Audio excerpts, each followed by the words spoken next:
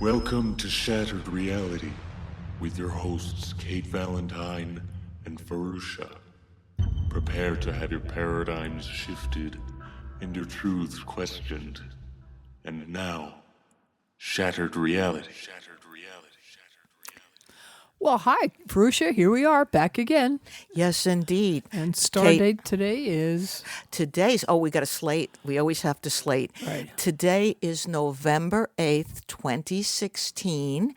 And we have a very, very interesting guest for you today. Before I actually introduce her, I had a strange experience coming here.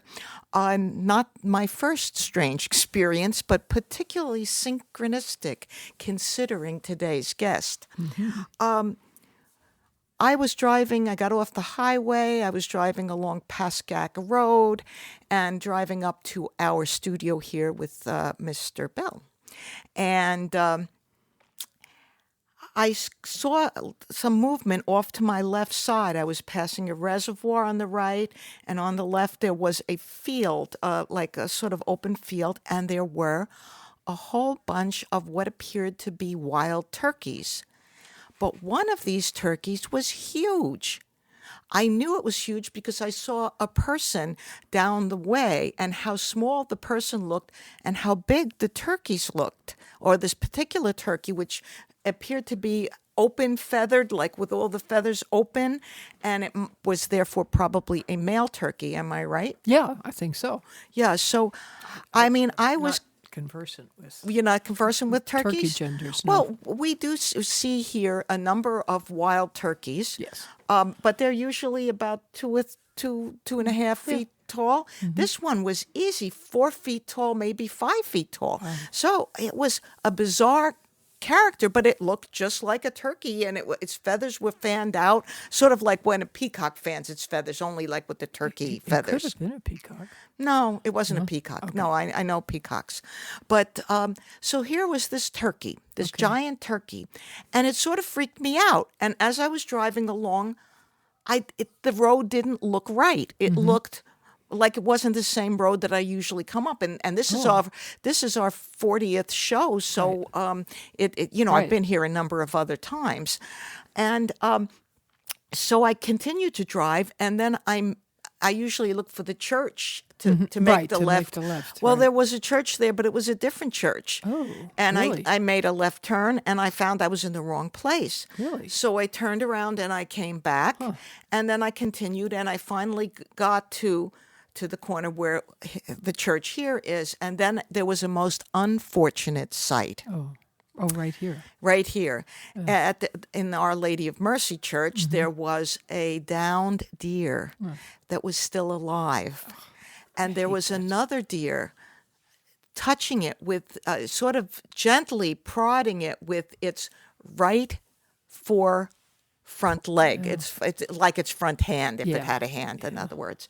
And it was obviously very upset that its friend, its relative, its cousin, whoever, was downed, most likely by a car. I was really upset, and I came to park in front of the studio here. And I called the animal control, and I called the police, and they were kind of annoyed. Well, we already got that call. So much for them. But I had a few minutes to wait, so I picked up one of our guests' books, which I have here, and happened to read an account about a man who hit a deer. In her book, and the deer changed into a star person, and he and the star person had a conversation, and I thought, gee, that is uncanny.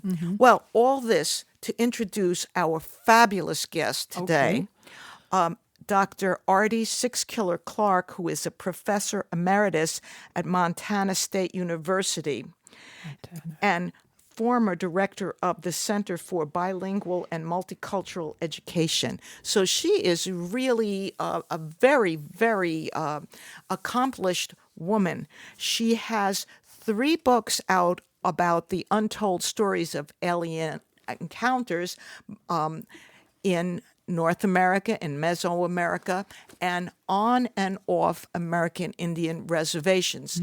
But she specializes in finding stories that American Indians have had with aliens or star people, depending on which you wish to call them. So I feel like I'm on stage again. Let's put our hands together and welcome. Yeah. But we haven't got an audience of that sort. So let's welcome Dr. Ardy Sixkiller Clarke. And thank you so much for being with us today. Yes, thank you.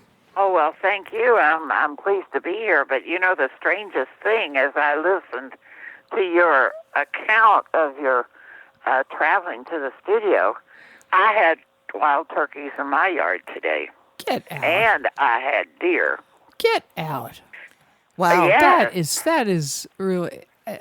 It's funny how I have often this happens. A fence around my property, and try to keep my gate closed unless I'm expecting some sort of a delivery, because the deer come into my yard, and of course I never get an apple because between them and the birds, they destroy my apple trees. Oh, yes. And this year it's been particularly bad because I had so many apples, and we've had a mild fall here in Montana, and so it's been quite amazing the wildlife that wants to get into those apple trees.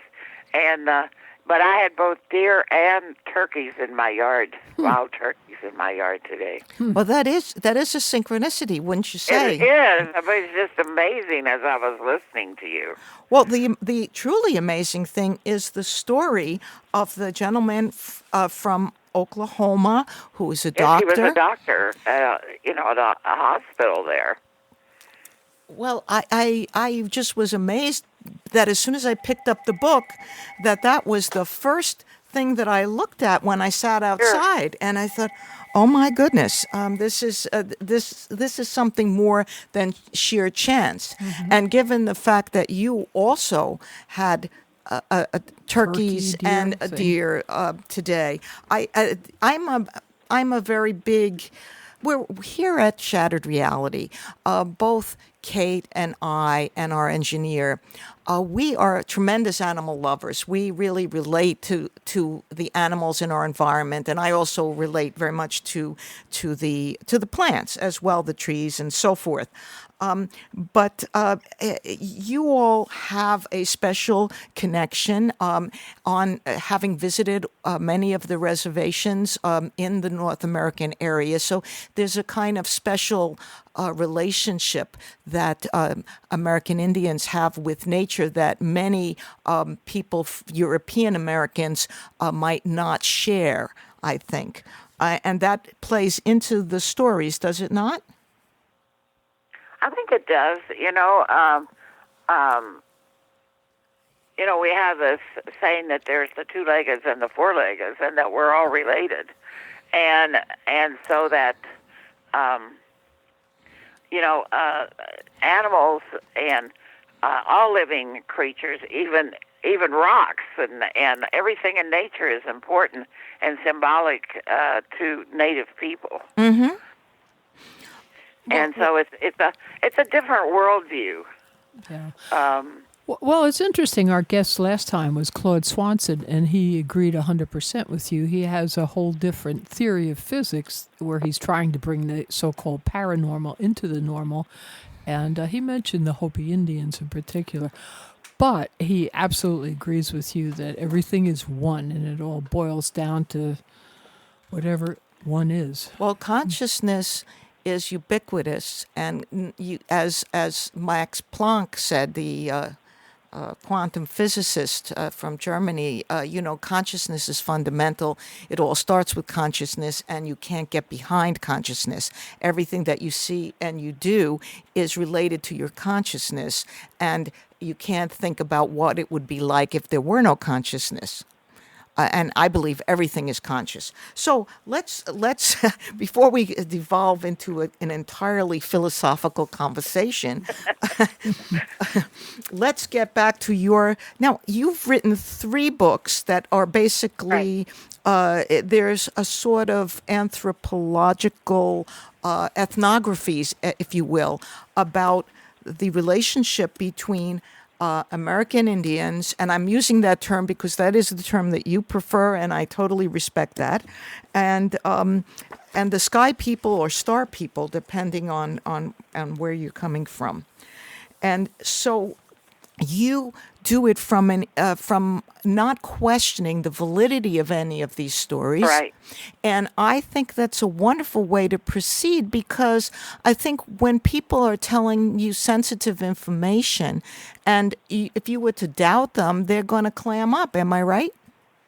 Well, I think so, and I think that's the reason why these stories have never been told, because so many of the researchers come from, outside the culture, and they want us to see proof. They question the individual and make them feel like they're on the defensive. They think that there's a lack of trust there that develops. And where with me, I was more interested in getting the story. And I'm a pretty good judge of people, and I could tell pretty much whether they were sincere or not sincere. And there were stories that I probably would not put in a book because I wasn't too sure of the validity of the story. But for all the stories that I include in my books, I believe the people were telling the truth. So how did you come to start down this field? Well, it was interesting because, when I was a girl, I heard star stories. They were part of the stories that I was told. When you were, I'm sorry, but where were a little girl? Oh, yeah, where were you as a little girl? In Montana? Well, I was, yeah. And then, when I came out west, mm-hmm. I was hired at Montana State University. One of my jobs as the director of the center, it was a brand new center, and I was the first director. One of the jobs that I had was to go out on the reservations and to recruit Native students to come to MSU to study, to be teachers, principals, or superintendents. Mm-hmm. And at the time I arrived here, you could count the number of Indian teachers on one hand that were in the schools here because it just did not exist. And so Montana State had this mission of they wanted to change that. And over the years we have considerably. But when I went out to my first visit, I met a man who was appointed on the reservation to help me set up the meeting with the potential students. And afterwards, we went out to have something to eat. And on our way back, he said to me, if you have a few minutes, I'd like to show you something. And I said, sure, and we went up into the mountains. And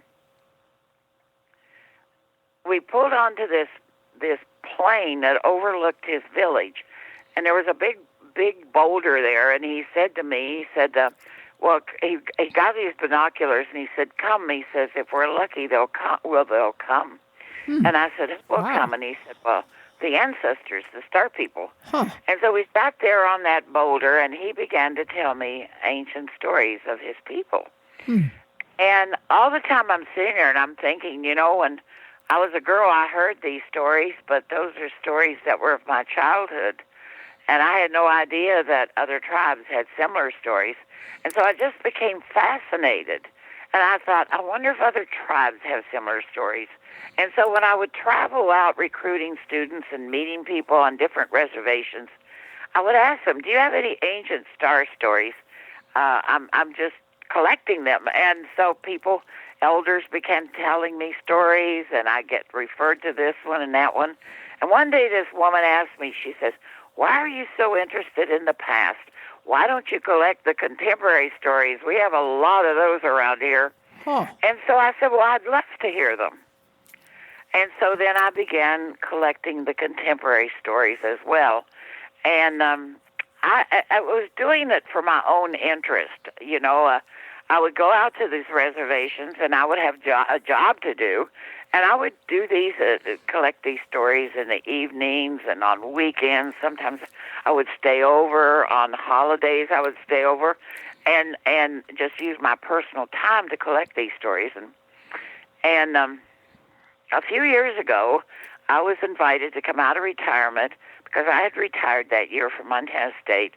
And I was invited to come out of retirement and do a project for the federal government, an evaluation of a $5 million grant on a reservation. And I took the training. I went to the reservation. I met with the people and designed a research evaluation plan. And then I was having lunch with this group of women on my last day there. And something came up about UFOs, and I began telling them some of the stories I had collected. And this one lady looked at me, and she said, "What are you going to do with those stories?" And I said, "Well, probably nothing. They were for me. I just wanted to hear those stories." And she said, "Well, you have a responsibility to share those stories," she said, "because that's part of our oral history, and I really think you should think about it." So on the way home, I'm thinking, well, what am I supposed to do? Should I take this job?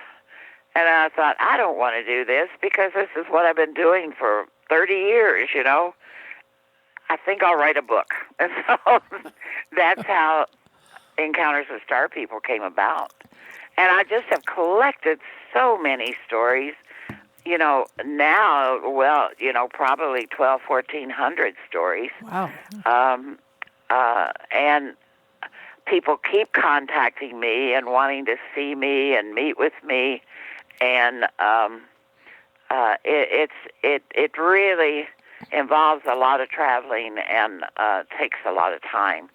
And I'm getting older now, and I'm kind of slowing down. So I'm working on a fourth book, but we'll see what happens. Well, we're really happy that you took your time out to do these 3 books. Do you want to give the names of the books yourself, or would you like me to say them? Because we like to give our guests the opportunity to mention their books, but I'll be happy to mention them. If you Go ahead. Okay, so the 3 books.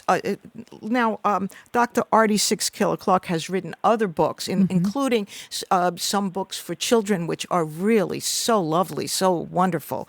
But the 3 books that we're dealing with here today, the first one, Encounters with Star People, Untold Stories of American Indians. And this is a book that is an Anomalous Books. It's from the Anomalous Books Company. Possibly a website, too. AnomalousBooks.com. And then the second... Or you can buy them at Amazon. Okay. Cool. And that's Patrick Weegee, is it not? Anomalous Right. Books? Yeah. So I've had the pleasure of meeting him and speaking with him on the phone, and he seems like a wonderful man, and we're very happy that he goes forward and brings us some of these unusual books about encounters. So the second one is called Sky People, and again the Untold Stories of Alien Encounters, but this time in Mesoamerica, and again Anomalous Books. Oh, it's No, New Page, that's Career Press. New Page, a division New Page, right. of Career Press. And then the third one, More Encounters with Star People, and now we're back to Anomalous Books. Okay, so you can I've really enjoyed working with Patrick. He's just an extremely patient, and he's a wonderful editor. He's really interested in the subject. Just in the anomalous subjects. He is truly interested. He and the fellow from Rainbow Ridge, Bob, our friend Bob. I've never met him, but we communicate We've never even talked on the phone, but we communicate by email, and I really appreciate him and thank him so much for supporting me, Yes, well, he, like I say, I have met him, and he is a very nice man. And what impresses me about him is his real interest in the subject. I mean, you could come to New York here, and you could meet with somebody at a big publishing company, a big house, and they're just interested in the bottom line. They want to have a bestseller, and they want to roll the presses and have you go on a little speaking tour at your own expense, and they make the money. But he's really interested in the subject, so that's why I give him a little plug here too. But I was wondering, is there like a typical story, like one that you constantly see repeated, or a typical theme, I should say, to these stories? One that would sort of that's an interesting question, because it's really hard, what I've tried to do in my books, because there's so many different themes in UFO literature. For example, you've got male abduction, which makes up about 20% of, the abduction cases. Mm-hmm. You've got female abduction, and intermingled with that is, the hybrid babies and the pregnancies. You've got the different types of aliens, from the little people, the reptilians, the blue people, the grays. You've got the shape-shifting, which you were talking about with the deer. Yes. You've got the supernatural beings who perform these amazing tasks. You've got the subterranean creatures, missing time, and the shining people. So what I try to do as I'm writing my books is to pull from all of those categories, because of the enormous number of stories that I have. And so I want to give my readers an opportunity to have a sampling of the different kinds of encounters that are going on. And so that's why I don't present a centralized theme, in my book. I want people to know that there is validity in what others are saying, at least from the American Indian perspective. I would say one of the good things is that none of these encounters seem harmful or hurtful. They all seem somewhat either like an exchange of information, or are there any instances where that might be harmful? I don't think so. Typically not, anyway. I think only, with, there's the story of the young man up in the Bear Falls who's actually saved by an alien, which I've found to be a very interesting case. Was that the Iraq War fellow? Is that what? The fellow who was saved during the Iraq War. He was. Oh no! This is that was Tom. But remember, this is a young man that was on a hunting trip and got lost in a blizzard and fell over a cliff with it. And so he was badly injured and couldn't move, and it was the worst storm in that area in half a century. And he says an alien healed him that night. It came out, and he had given up. He basically thought he would never see his wife and children again. But Tom is another case where he was in the Iraqi War and suddenly finds himself in one of these. He fled the sniper fire to find safety in an abandoned building, and all of a sudden this tunnel opens up, and he finds himself with this alien race, and who offered to take him from the battlefield. Yeah, that was really there's also the story of Antonio, who was taken from a battlefield. That was during World War II.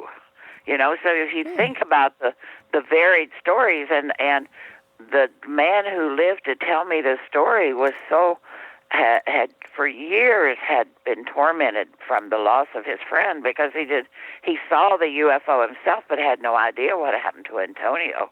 Right. And when later was told that they took him that night because they knew he would never survive the war, but they also knew that he would survive, and so they left him there. And then he always blamed himself for Antonio's disappearance. And Antonio was never found, as I recall.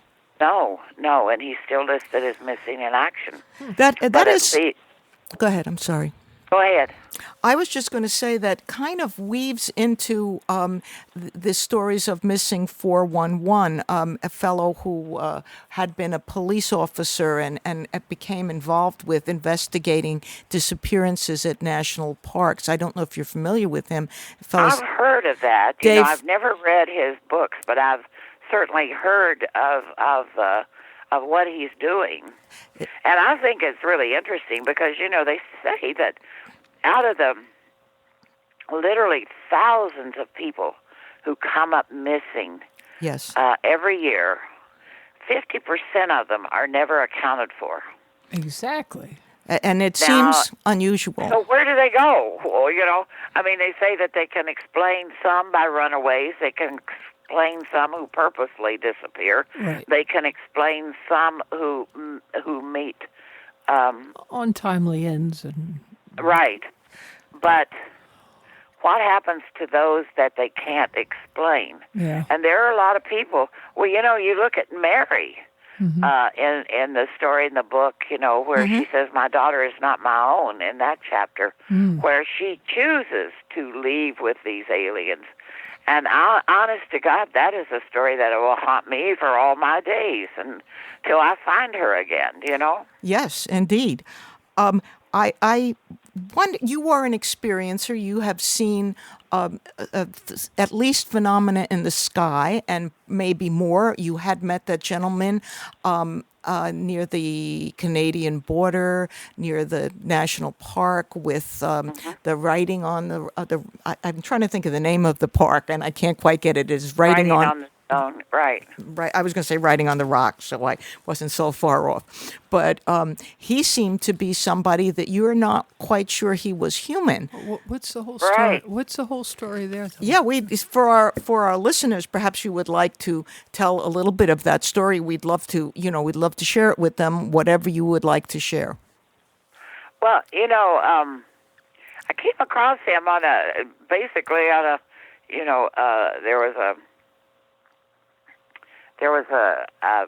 was traveling to the writing on this stone park, and I came across him he was parked along the side of the road basically, but it was quite a large turnoff, and I'd gone there to take some photos, and he came out behind a boulder and greeted me, and of course at the beginning scared the life out of me because I didn't think anybody else was there, and we began talking, and he was a very, very nice man.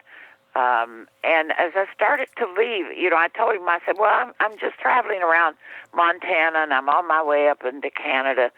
I'm just checking out things and gathering stories. And as I started to leave, he said, well, do you believe in UFOs? And that really just stunned me, Wow. And then he began to tell me about the Universal Highway. And he was the one who was protected in Iran, who had fallen into what he called the Universal Highway. Right. That he says they're located all over the world if you just know where and when to find them, and if you're in the right place at the right time. I asked him if he had traveled the Universal Highway, and he said yes. And he said it is such that you enter the highway and you think of where you want to be, and that's where you go. And he said that explains why spaceships from other worlds can come to Earth, and we can't go there because we don't have access, as NASA doesn't have that access to the Universal Highway. and don't know about it. They think it's something of legends and something of science fiction, but he said it's not, Mm-hmm. So I spent time there with him, and it was an amazing stories that he had to tell, about what has happened to him.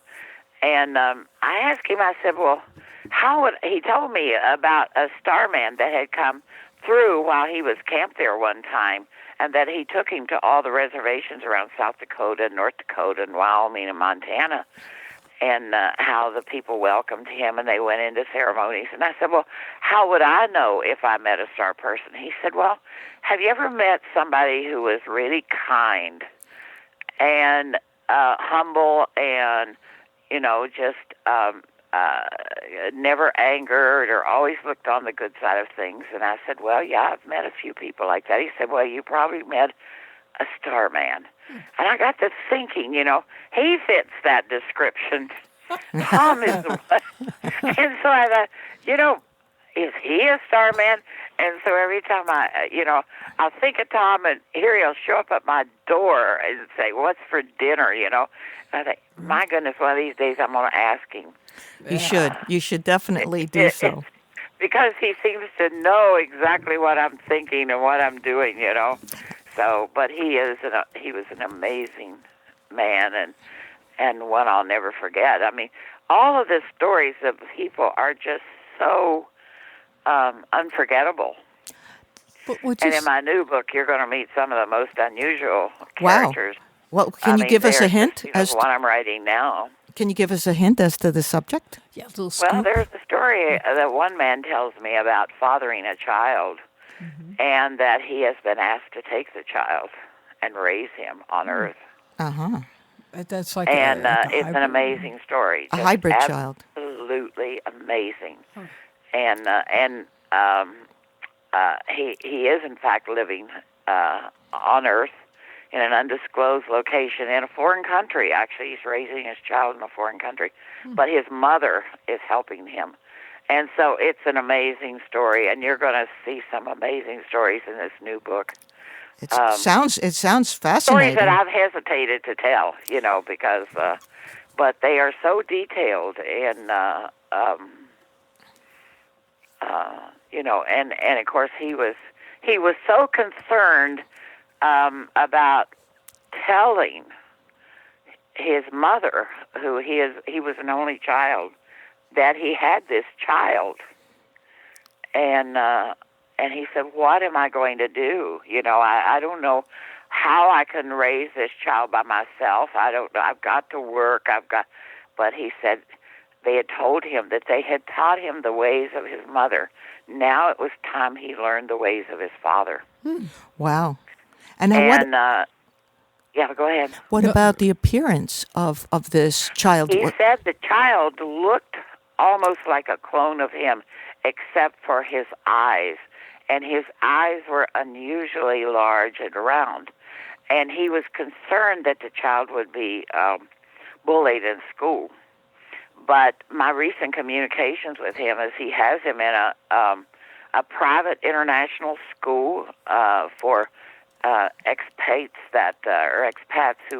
who live in this foreign city. And so that he hasn't had any trouble. Oh, good. He says, in fact, he's like a little Earth boy now and loves pizza and football and Star Wars, And so I was supposed to meet up with him in Hawaii. He and his mother and child are going to come into Hawaii in the holidays, and I'm supposed to meet up with them. So well, that sounds like I'm looking forward to that. Very interesting. Yeah, but he could easily pass for an Earth child. So you've been in contact at all with Dr. David Jacobs, who is very involved with the hybrids? I haven't, no. But you know of him. I know you've mentioned him. I'm not too much into that scene of interacting and communicating. I do with Whitley Strieber and a few. But my interaction, I'm not a big conference goer. Okay. I don't go and speak at the conferences, even though I've been invited. More of a private person, and And so I just, I just don't have an opportunity to meet a lot of those individuals. Well, I think that it's fine to be a private person, and I respect you for that. I wanted to ask you a little bit about the differences primarily between those stories of American Indians on a reservation versus those who are living off the reservation, and that's kind of the difference between encounters with Star people and more encounters with Star people. The one thing that stood out to me more than anything else in encounters with Star people is the idea that a lot of the encounters that some of these elders had and other individuals, the elders particularly were not afraid of the visitors. I'm like Whitley in terms of calling them visitors because, heck, I don't know where they're from. I know they're here. I don't know where they came from. So that would be my nomenclature for them generally. But it surprised me so much that these elders were not at all afraid because so many people in city culture and in American cities and in fact other cities around the world, they experience terror. And even if they're not in town, if they're in the country, when it happens, they notice that their dogs have their hair stand on end and it gets real quiet and the animals seem to be sort of hiding. And sometimes the dogs are baying for hours afterwards, so that the feeling of not fright in the sense of I'm thinking, oh, I don't want to meet an alien, so I'll be frightened, but more this kind of biological terror that I have experienced personally, I find that to be missing with these elders, and I'm impressed by that, but yet I question it and how you encountered that, how you felt about that. What was your thought? You have to keep remembering that the legends. There are so many legends, and that will come out of my fourth book. But there's so many ancient legends that speak of interaction with star people and sky people and sky gods that have been passed down as a part of the history of the tribal group for generation after generation after generation. So the idea that alien is not a common term you'll hear among the elders because they believe in star people. And right. So they also continue to believe that they continue to visit Earth.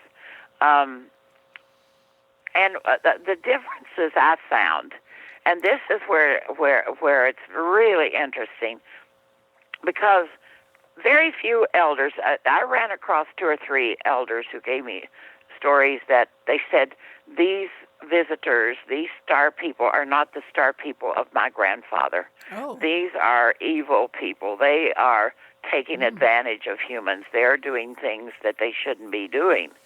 Whereas the majority of them, even if they were not the people, they have no fear of them because it's part of their history of their tribal groups.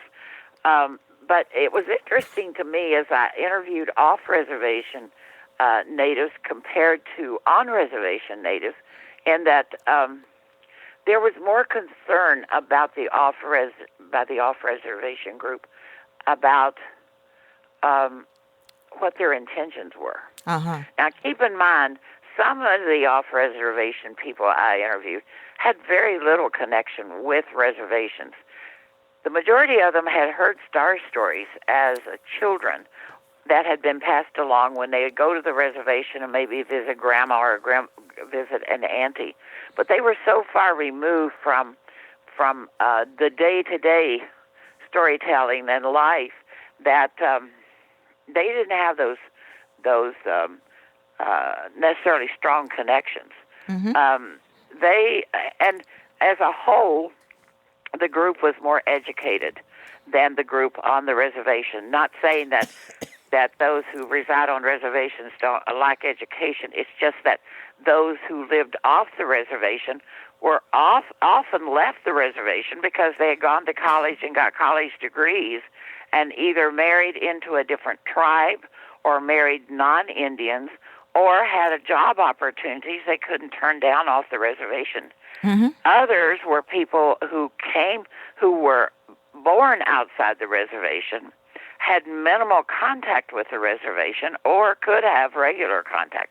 But they were a part of a group of people who were forced off the reservation by the government back in the 50s when Eisenhower was president. He wanted to eliminate the reservations, so he started, moving people off the reservations into cities where they could work in auto factories and different kinds of things. And many of those people, although they returned to the reservation to live, others stayed in those cities.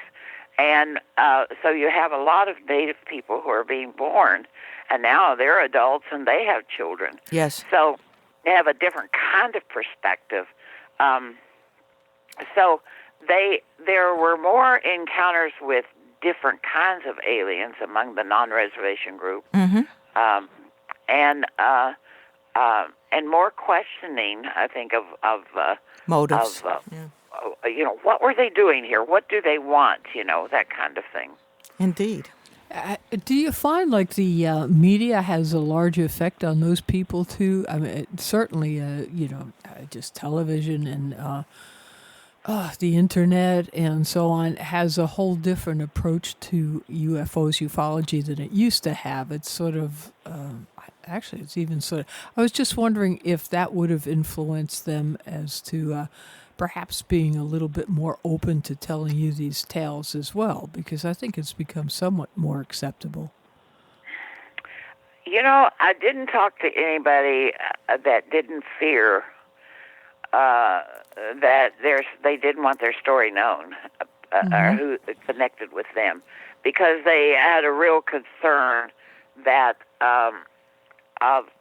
I know one guy said, I don't want to end up on Facebook with an alien story out there. Yeah. He said, that will destroy me. Yeah. And there's a real fear of how the internet is being used in terms of coming forward and telling their stories. They think employers will use it against them. They think it could cause all kinds of problems in their personal lives. And they also don't want people to think they're crazy or tease them or whatever could be the reason. And that's why they all, without only had one person that I told a story of it told me he could use my real name if you want to. I don't care. Really? Yeah, but that was only one person out of all the stories that I've told. And so, people want anonymity to tell these stories. That is true, and I mean not just in the people you met, but almost anyone in ufology. There still is the so-called giggle factor, the fact that it's put down, that you're crazy, these things don't happen, and so. And I tell in the preface of my book something I think is very interesting, is how I was at a barbecue after my first book came out, and there were 10 of us there, and this one woman or man, I think it was, from Colorado said to me, well, what is your book about? And so I said, well, it's about star people and UFOs. And he said, well, I had an encounter. Huh. And so he begins to tell me the story. Next thing I know, there are 6 people at that barbecue who all have had some kind of an encounter with UFO. Wow. And I said, have you ever told your story? They said, well, among ourselves, but we don't tell anybody else. Because we don't tell anybody that we really don't know, because we can only tell people we trust. Right. And I thought, how many of us ever ask a group of people that we're involved with, have you ever had an encounter with UFO? Right. There's some people that say, as much as 75% of Americans have had an encounter, but they just don't tell anybody, or nobody asks them if they have. Well, then we get into whether an encounter is seeing lights or whether Right. it goes all the way to the fourth kind of encounter where you have like a definite interaction with Right. a visitor, a star person, or an alien, depending on your nomenclature. But that is really you've done a masterful job here with these 3 books, and I can't wait for the 4th one to come out. One of the stories that I liked the best was the story about Uncle Ralph and Donovan. And it was very compelling to me about the how the reservation that they were on at the time was kind of shut down because of the electric company and what apparently came into the wire was a UFO, and the description they gave of the UFO and how it was covered up by the Army, the American Army. And it seems to be a theme that has been repeated both on and off a reservation, as in Roswell, for instance, which would seem to be that way. And there were a few other crashes of that sort that were covered up, like Kecksburg in Pennsylvania, which is not all that far from us here out on the East Coast, where a sphere came down, was followed by radar, and all the people involved were sort of quarantined, and the thing was covered up, and the roads were plowed, and it's just too common. It's not a real common story, but it has happened too many times for it to be just fictional. But I was very impressed with that particular story, and just wish that that we could find out more about it. But I guess that's not possible. I know, and not too long ago, the same thing happened up in Canada, where the military came in and blocked off all views. The people had seen it. One man even took photographs, and they were taken from him. And they went around and told the people to stay in their houses, and that it was just a military exercise, that nothing was really going on. And of course, these 2 men who were witnesses to what took place, worked for the electric company, had gone out there, to check on why the power had why the reservation had gone dark, and discovered this UFO that had taken out these electric lines and had skidded, and it was just an amazing story, and how it had been covered up, and how when you look at some of the reservations back in those days too, they were they were more isolated even than they are today, and lack of traffic and people coming and going, and so they were able to get away with that. Well, that brings me to the talk of particular portals. And I don't know, you a very busy lady, and I don't think that you probably got a chance to read my story of one of my strange encounters when I visited Canyon de Chelly, which is the only... Oh, I know. I'm very familiar with that place. You're familiar with Canyon de Chelly. Yeah, I've been there many times. What had happened is I went with my family on a family trip to the Grand Canyon. People do that, and I also wanted to got to that other town in Arizona that has the spots. The vortexes in it. Skinwalker Ranch? Sedona. I went to Sedona. For the second time. I went to Sedona, so it was kind of a pilgrimage in a way, because I don't live in that area and I don't get out there very often. And I have a friend down in Tucson who is part American Indian, and she's very connected to the earth, as I feel I am as well. And she had recommended that I get out there to Canyon de Chelly. And I decided to to take the trip and got all confused with the time zones because, of course, in that northeastern area of Arizona, they don't go along with the daylight savings time, and so I had no idea what time it was. They are independent down there. Yeah. Well, it was very eye-opening. It was very interesting, and when I finally I stayed absolutely within the park, and it is the only United States park that actually doesn't belong to the United States. It's co-owned by the Hopi Nation and the I'm sorry, I'm forgetting the other Navajo Nation, right? And so I stayed actually within the park. In I guess it was the lodge is owned by Navajo people, and I stayed there. And the first night I was there, I had a very strange out of body dream experience. I couldn't tell you which it was. I went outside the room, and there were what I would describe as men. They looked like men. They were humanoid.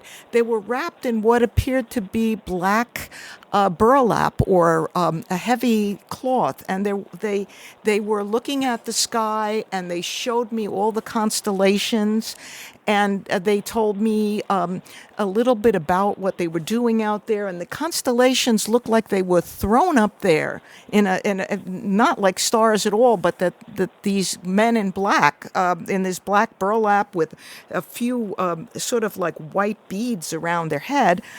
They told me that things about the stars, and I went back into the room to wake up the people I was with to bring them out there, only to discover that they were asleep and I couldn't wake them up, and then I was in bed, and then it was the next day. Well, I went down to the place where you have breakfast, and within the breakfast area, which was a square building, there was another square inside the square. And I understand that square inside the square had some kind of ceremonial uses back in the day. But at this time, there were only paintings in there that were for sale by American Indian artists. And I went in there looking around, and what do you know? I see pictures of the same guys that were the night before in my experience, and they were throwing these things up into the sky. And I bought a book that was supposed to tell you all the stories, and I couldn't find that story in the book, so I wrote it down in my blog. But I found that Canyon de Chelly was a very, very magical place, and the kind of the air there was different. I wanted to go to Spider Rock, and because of the legend of the Spider Woman there that my friend in Tucson was very close to. And it was an altogether magical experience. The air was different. The sounds around my ears were different. It was just an incredibly magical experience in Canyon de Chelly, and I wanted to share that with you. And so I had my own little encounter with some star people down there. It's sort of, I think that they would refer to them, the Hopi Nation and the Navajo Nation, as Kachinas. Mm.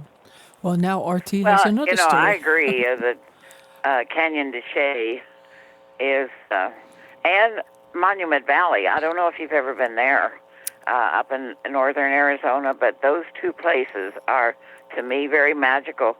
I love Sedona, but it is so touristy that you have to get outside the city there, to really touch the magic. But it's just become too much of a place where too many people go and carry on things and ceremonies. Mm-hmm. What is this Canyon de Chelly? Because I'm not familiar with it. Well, it's on the Navajo reservation. The only way you can go in there is to have a Navajo guide. Okay. That's required. And the Navajo guides can only be people who have own property inside Canyon de Chelly. Mm-hmm. It's rather a sacred place, and if you look at the history of Canyon de Chelly, the Navajo people hid out in the caves there while the army fired on them, and it's just a tale of when Mexican army was so enthralled with why they could grow corn so large, and wanted them to feed their armies, and so it was called the Long Walk of the Navajo, where they captured them and forced them into Mexico, where they were forced to feed the army to grow crops. But it was the unusual makeup of the soil that made the corn grow so well. And so then the Long Walk of the Navajo is their trek back to their homeland. Mm-hmm. And so Canyon de Chelly is very, very sacred place to go. And I've had the opportunity to stay there overnight in the canyon because I met a guide there who understood what I was doing, and he invited me to stay in his grandmother's house there. You know, she had a little place there in the canyon, and I was allowed to stay there. How wonderful. But Monument Valley is equally as sacred, in my opinion, as you know, as far as you know. But you also get into those areas, and they're very high. The altitude is very high, so you know, coming from Montana wasn't so difficult for me. But for people who come from lower altitudes, it can be also very difficult. Well, it wasn't difficult in that manner for me, thankfully. But I was impressed by the energy of the place, and I felt as though I could feel the sacredness of the place. And I've always been a person who has tried to travel to places on several continents of sacredness, from Africa and Asia, Europe, North and South America. I haven't made it to Australia yet, but I understand there are a number of very sacred sites. You have to go to Ayers Rock. Yes, I hope to go there. Yes, and you know the petroglyphs and the ancient dwellings in those canyons and in that area are just breathtaking. You know, I remember being in Monument Valley, and there was an area there that my guide, who was Navajo, said, you don't want to go there, and he said. Your husband can go there, but you can't. He said, because you're Indian, you can't go there. Why? He said, because it's not good medicine. Oh. It was an interesting experience, because when you're with a native person, they can, tell you of those things that you should do and shouldn't do. Yes. And there's, of course, down there's the big crater from the asteroid. From the meteor crater, which is a fascinating place, and seeing the petroglyphs. I did go to see them. I am not an American Indian, but I did go to see the petroglyphs. So hopefully, it didn't have any bad medicine for me. That was in Monument Valley, not in.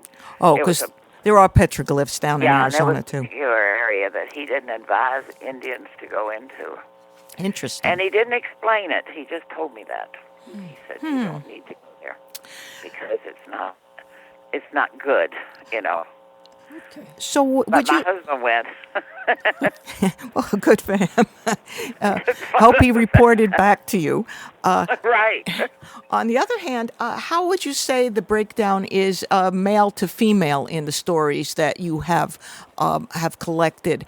Would you say there's more men that have told you their stories? It seemed a bit that way. Yeah, it seemed a bit that way to me. I think, it's still. Of course, the majority of the elders were male, and I don't know, for some reason it seems like there is almost like a hunger of the males to tell their stories, because they had never told them before. I did interview a lot of females, though. You did. So I try to balance it out, but I do notice that there are more male accounts, and perhaps because they're perhaps more forthcoming. maybe that, or could it be that they're more likely, as a man is more likely to be walking around in the wilderness or in a desolated area by themselves. Women tend to travel at least in small groups or stay closer to the homestead. But remember that one story of the young woman who was abducted, and she was driving back from a state basketball tournament. Yes. Do you want to tell that story? Were with her. Pardon? I said, you want to tell that story for our listeners? Well, she was just driving along the highway, a 2-lane highway, headed for the reservation, and she had her 2 younger sisters with her. They had gone to the state basketball tournament, and there had been a mix-up in their reservations.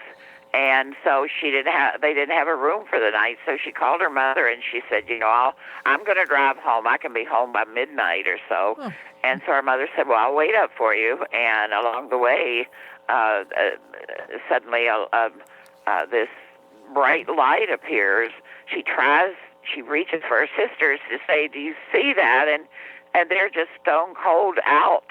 Oh. And they're all 3 taken on board this craft, and of course she's examined, and they leave her sisters alone, who are like 12 and 14, but she's closer to the age of womanhood.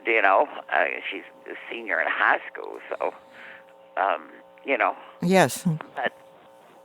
But those things do happen, and then the grandmother, the one who's told me the story that her DNA was closest to theirs.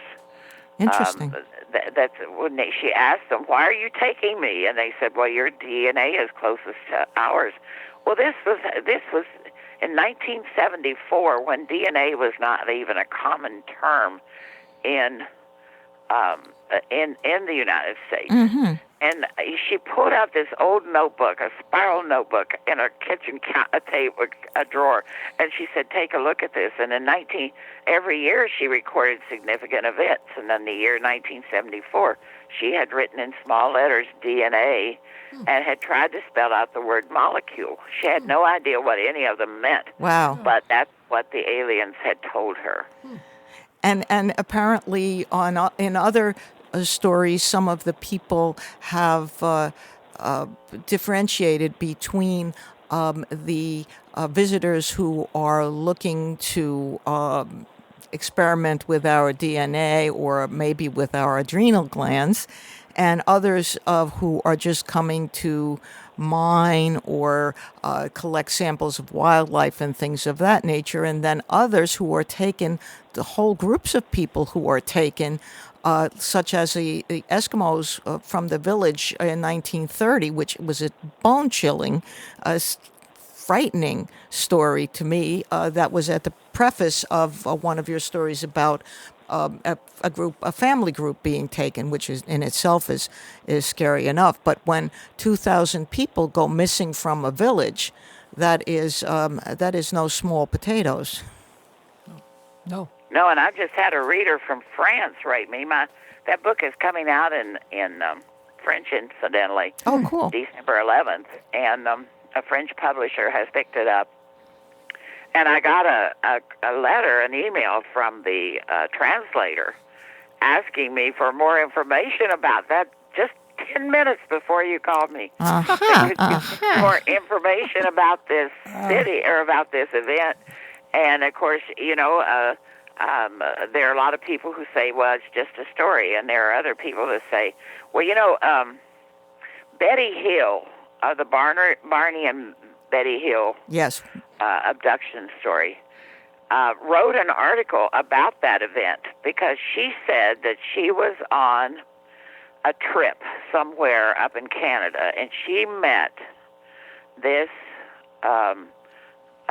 Monty, or a mounted police, who told her that their conclusions had been that that it was a UFO abduction. Interesting.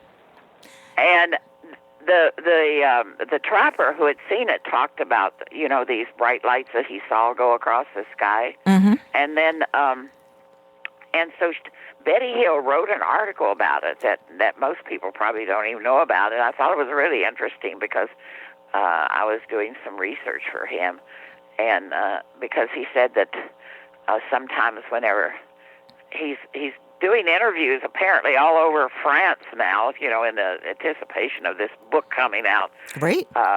And so he called his people the frogs. They need more information, he said.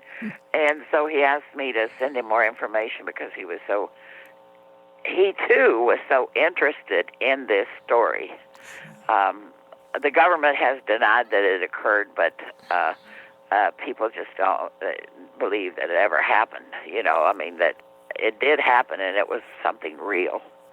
I believe that it was something real. I'm going to make a little prediction for you. When your book comes out in French and it comes to Canada, you're going to hear more stories from some First Nation people up in Quebec. Yeah, that's true too. That's my prediction.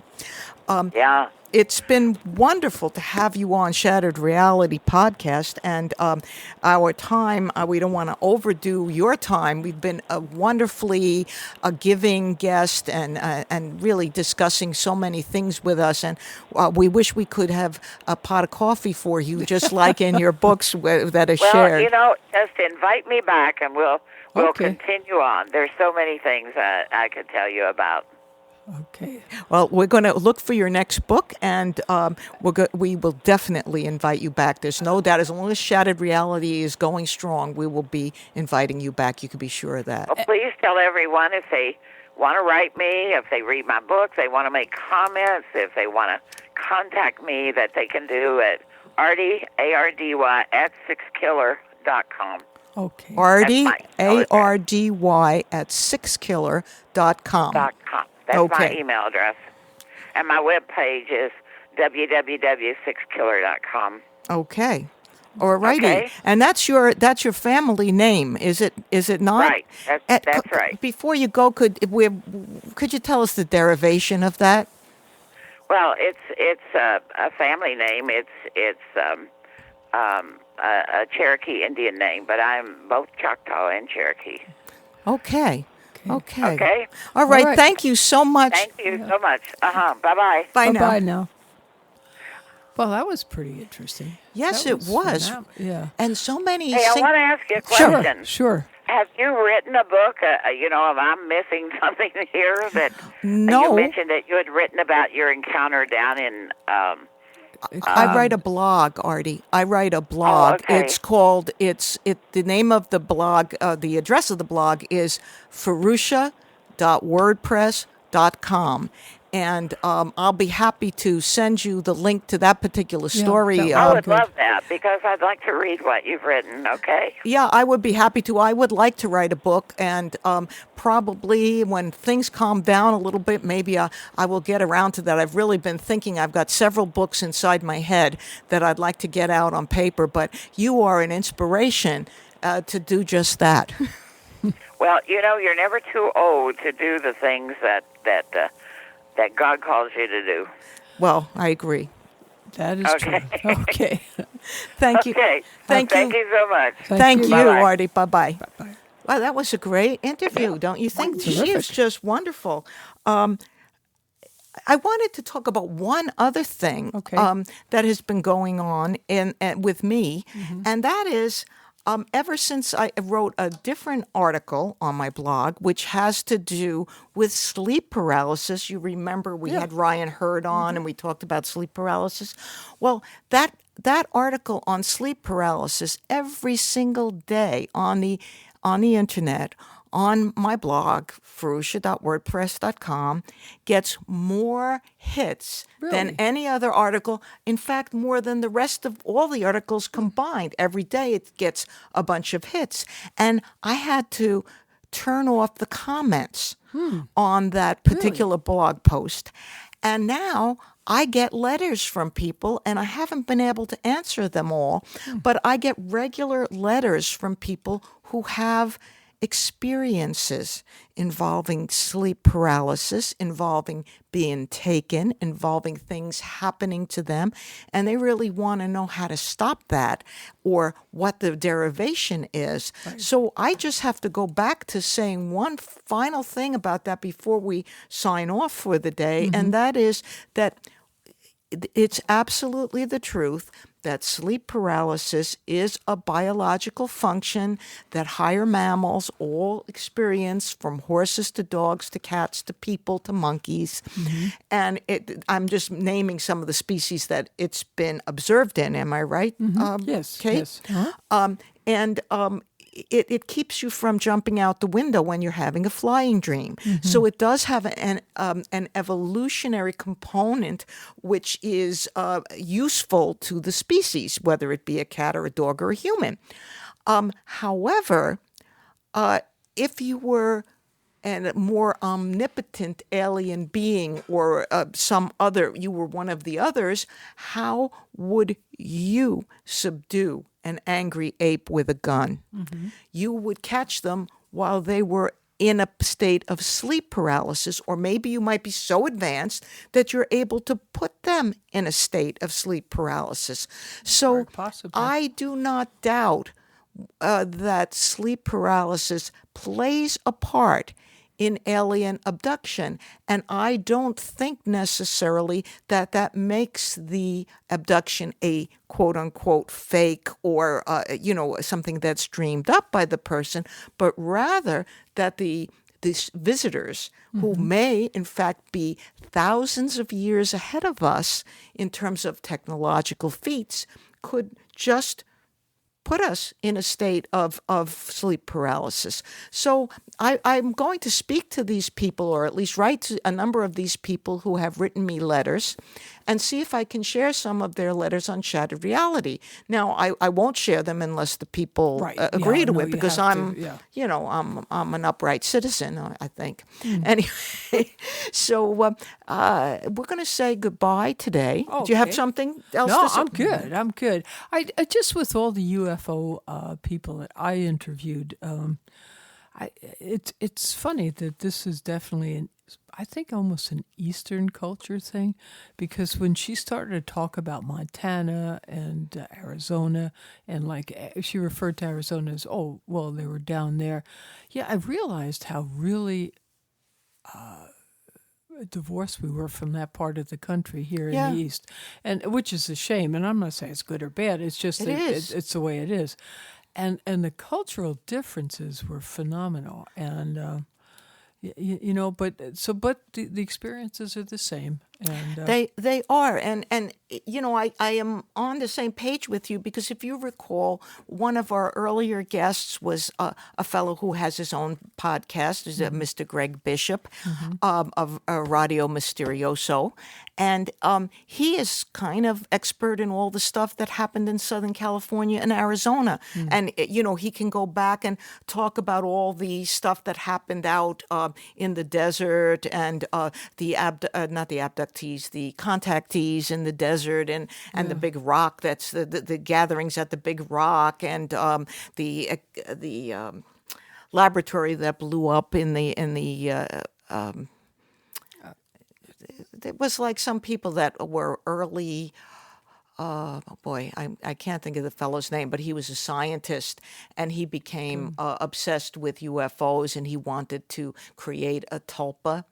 And he had a laboratory in the desert, and the whole damn thing blew up. Well, that's not good. Yeah, no, it wasn't good at all.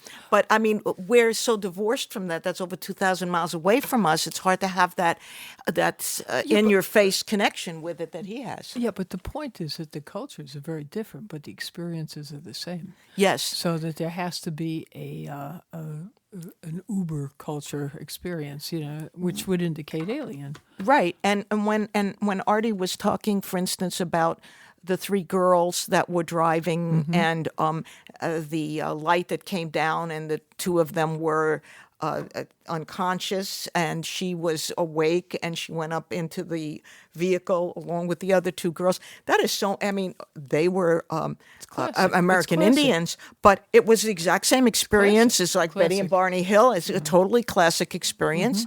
And cultural boundaries, the fact that they might have lived on a reservation or not, had made absolutely no difference. The experience was almost identical, or basically identical. The only one thing that I found was that there were these fellows, these elders were not afraid, did not experience not a cultural fear, but this biological fear. And that's the one thing that kind of confused me, because everybody else that I know gets this like bio fear I think because they were bioterror. experiencing the familiarity bred not contempt in this case, but lack of fear. They were amazing guys. That's, I mean, really, to me, Because totally I think you amazing. find that with some of the people here, like some of the abductees we've spoken to, that after a while it gets to be, okay, all right, they're coming again. And, they sort of learn to live with it. And I think it also makes, because that culture will speak among themselves too, so it makes it a little bit more real. Well, they have the tradition of the star people. Yeah.